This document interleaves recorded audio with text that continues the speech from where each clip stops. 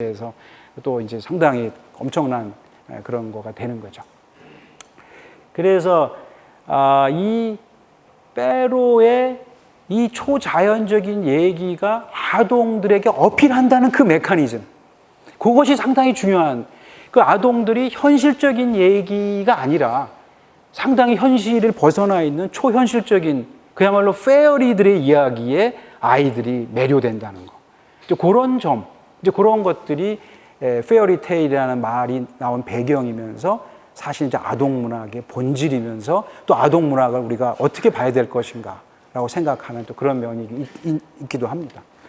자, 이것이 이른바 판타지 문학이라고 볼 수도 있습니다. 판타지 문학. 이제 물론 아동문학의 갈래가 많은데 판타지가 아닌 건 학교 소설 이런 것도 있어요. 청소년, 하이틴 이런 것도 있는데 그거는 물론 이제 뭐라고 말할 수는 없지만 그건 문학적으로 많이 얘기하기보다는 뭐 그냥 학생들에게 독서, 판매 이런 거가 될 수 있겠지만 이른바 페로가 있고요. 그림, 여러분이 뭐 어렸을 때 또 아동들한테 많이 또 책도 사주셨겠지만 이제 절대 그림을 그린 사람은 아니죠.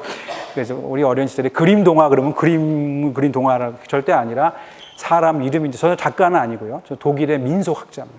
그러니까 저 페로나 그림이나 이런 글들은 작가가 없는 거예요.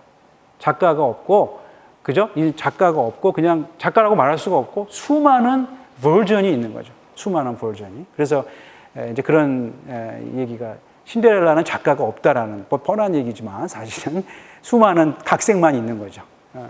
근데 그런 거에 비하면 이제 루이스 캐롤은 이상한 나라의 앨리스, 이 사람은 상당히 엄청난 지식인이죠. 사실은 아동문학이라고 알려져 있지만 사실 쉬운 작품은 아니고요. 근데 그렇게 되고, 여러분이 아주 익숙한 사람은 이제 안데르센인데 이 사람은 의식적으로, 그러니까 작품의 구조는 판타지예요. 말하자면 페로라든가 이 그림과 비슷한데 그거를 의식적으로 작가가 자기가 이제 그걸 만든 거죠. 그러니까 패턴은 그 이전에 있는 그 판타지, 그 페어리테일과 비슷한데 그거를 자기가 직접 의식적으로 쓴 사람, 대단한 사람이겠죠. 그다음에 이제 베리는 피터팬, 그다음에 케네스 그레이엄은 그 버드나무 사이로 뭐 이런 유명한 작품을 쓴 사람이고요. 톨킨은 여러분 아시다시피 이런 판타지 문학들은 다 이 대중문학이랑 관련이 많아요.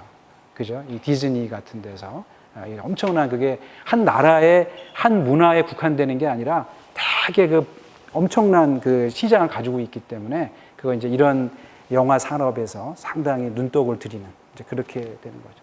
뭐 아시다시피 해리포터는 뭐 아시다시피 그냥 나온 게 아니라 영국의 이런 전통 그 하에서 나온, 말하자면 다 그게 그 18세기 뉴베리부터 시작한 어떤 그 판타지 문학, 이제 그런 거의 장르가 쭉 되고 있다. 그러니까 아동 문학도 다른 분야가 있지만 특히 아동 문학의 어떤 메인스트림이라고 할까, 그런 것들이 갖고 있는 것의 특징이 페어리테일이라는 말로 요약될 수 있겠다, 그런 생각을 합니다.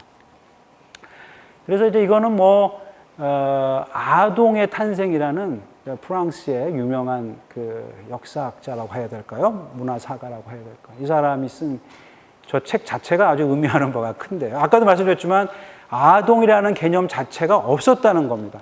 그러니까 중세 시대에는 아동이라는 개념 자체가 없어. 그냥 작은 애, 작은 어른도 인간이 작은 애, 아직은 더 커야 돼. 뭐 그런 거였고요.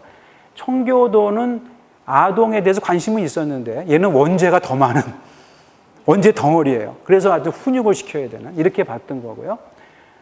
그 다음에 이제 유명한 이제 여기서부터 시작되는 건데, 사실 교직들은 선생님들은 아시겠지만 이제 교육 철학 시간에 꼭 로크를 배우게 되죠. 그래서 계몽주의자인데 그 중에 특히 럭크는 아주 중요한 사람으로 돼 있는데요. 아동 문학에서는 특히. 왜냐하면 아동을 따브라 라사로 보는 거죠. 아동은 그냥 유명한 얘기 많이 하잖아요. 뭐 원래부터 인간은 뭐 그것이다, 뭐 이불이다, 뭐 그런 거 많이 하는데 뭐 그런데 럭크는 왜 따브라 라사가 중요하냐? 그러니까 이거는 얘가 여기다 파란색을 그리면 파란색이 되는 거고 빨간색을 그리면 빨간색이 되는 거란 말이에요. 얘한테 어떻게 그리냐가 이 사회, 계몽주의자로서 우리 사회가 어떻게 굴러가느냐 아주 중요한 거예요. 교육이 아주 중요하다는 것을 강조하는 거예요. 원래 태어난 게 원래부터 나쁜 사람이라면 어쩔 수 없잖아요. 태어나게. 그게 아니라 이 사람은 교육하기에 따라 달라진다. 우리 사회가 달라진다. 인간 사회가. 그런 생각을 가지고 있었기 때문에 상당히 그거에 대해서 관심이 많았고, 바로 아까 말씀드린 뉴베리가 바로 로크의 신봉주의자였어요. 그래서 로크의 철학을 자기가 실천하려고 하는 사람이 뉴베리였고, 그래서 그런 책을 쓰려고 했더라는 거죠. 그래서 이제 로크라든가 뉴베리의 특징은 뭐냐면 처음으로 아동에 맞추려고 하는, 아동 중심이에요. 아동 친화적인 거예요. 아동이 재밌어하는 거, 아동에게 즐거움을 주고 흥미를 갖는 거를 줘야 된다. 그것이 물론 아까 말씀드린 그 뉴베리가 그런 책을 한다는 거는, 내가 딱 보니까 애들이 그런 슈퍼내추럴한 요정들의 얘기를 좋아하더라. 그래서 이제 그런 것들이 주류를 이루게 된 거죠. 학생들에게, 아동들에게 이제 그런 책들이 나오게 된 배경은 애들이 좋아하는 것을 이제 이야기를 줘야 되겠다. 근데 재미난 것은 절대 애들이 재밌어 하고 끝난 건 아니다. 로크도 그랬다시피 그러면서 꼭 권선징악, 애들에게 제시하고 싶은 메시지가 있어요. 그래서 교훈을 주는 거예요. 당위정 이론입니다. 당위정 이론. 그래서 이제 말하자면 애들에게 흥미를 줘요. 그래야지 읽잖아요. 흥미를 막 재밌게 읽어요.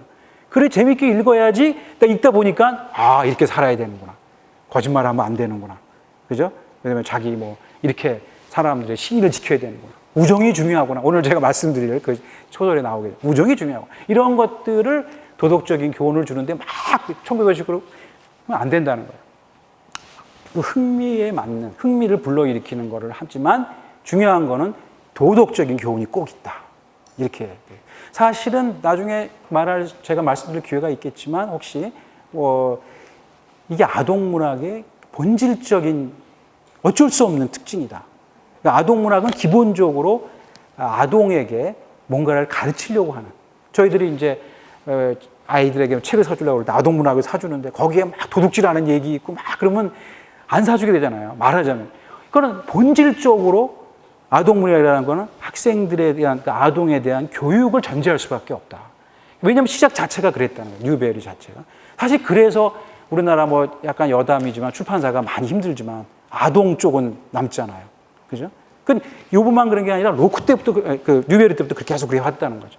그것이 본질적인 출발점이라는 거. 그래서 말씀드리겠지만 아동문학의 본질적인 두 가지 속성을 할 때 하나는 이 교훈적인 측면, 교육이라는 측면. 그것이 없어지면 사실은 아동문학 자체는 있기가 어렵겠다라는 생각도 듭니다. 그 처음 시작을 보여준 것이 뉴베리다. 그런 생각을 합니다. 그래서 이제 아동에 대한 것이 생각보다는 짧았다는 거죠. 18세기에 이런 생겼던 것이고, 그러면서 이제 그 중산층들이, 이른바 부르주아들이 생기면서 자기 패밀리에 대한 개념, 자기 혈통에 대한 개념이 생겼다는 거고, 그러면서 아동이라는 게 생기고, 그러면서 로크까지 왔는데, 로크는 18세기죠. 아시다시피. 근데 이제 19세기에 오면서 전적으로 다른 레볼루셔너리한 그러한 생각들이 나오게 되는데, 아동에 대해서도 마찬가지죠.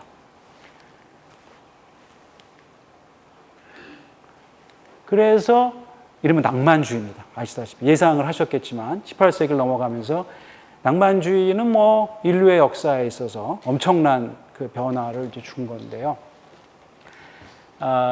로크는 아까 말씀드렸듯이 기본적으로 아동들을 잘 교육하려고 하는, 어른이 아동에게 아동의 흥미를 유도해서 걔를 잘 교육하려고 하는 것이 기본적인 생각이에요. 근데 낭만주의는 전혀 반대일 수 있다는 점에서 문제적이죠.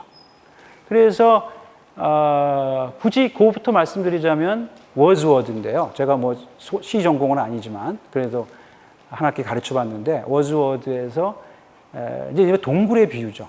이거 플라톤, 제가 잘 모르겠는데 플라톤으로 알고 있는데요. 플라톤이 말하는 그 동굴의 비유죠. 그러니까 태어난다는 거는 이제 동굴의 입구에 있다가 태어났어요. 그럼 동굴의 입구에 있다가 살아간다는 거는 동굴의 밖으로 나오는 게 아니라 우리가 살아간다, 나이를 먹는다는 건 동굴 안으로 계속 더 들어간다는 거예요. 유명한 그 플라톤의 비유인데, 워즈워드는 이제 그렇게 생각을 하는 거죠. 그래서 천상의 빛, 어떤 어떤 신의 영역이라고 할까요? 그것으로부터 아이디어란 차원으로부터 가까이 있는 것은 어른이 아니라